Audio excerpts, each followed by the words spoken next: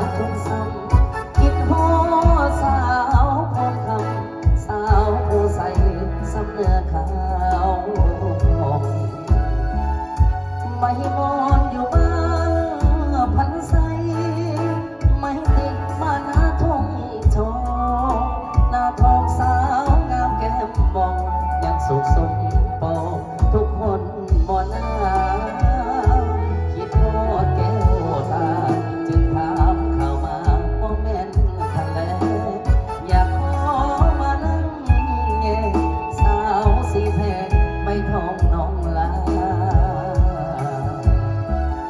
ใส่เดสาวบ้านมีสุขอย่าให้ทุกซอกหนาเวียงนัดกันธนาจะมาเยี่ยมยามแวะกินข้าวลามบ้านนาลิวอยู่ซ้นทรงเรียบฝั่งน้ำซ้ำเห็น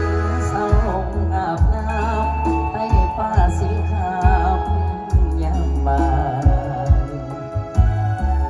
จนสุ่มลุยข้ามน้ำซ้ำน้องยังมิดน้ำใส่อายสาวผาดเมืองพันหกมาใส่อย่าลืมเด้ออายน้องสาวหัวพันพอจะมองไปเดินสักวันใจพอลาก่อนนะ